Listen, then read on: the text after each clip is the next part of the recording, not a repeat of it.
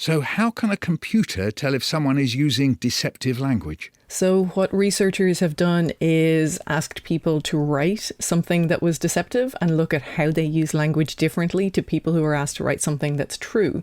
And what they tend to do is psychologically distance themselves from what they're writing. So they use less references to themselves. They talk about themselves less.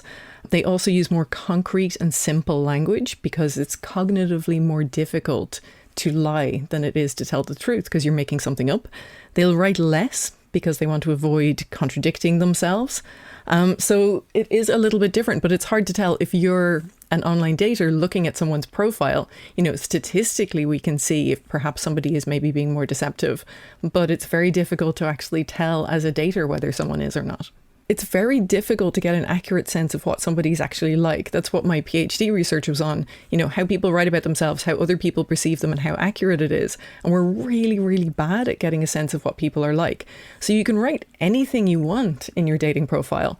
The problem is when you show up for a date or when you start to get to know somebody better, if the first date goes well, if you're very deceptive, so if you have no friends and you never go to the pub and you said in your profile that your most fun thing to do is hanging out with your friends on a Saturday night, then that becomes a problem because then you've been very deceptive.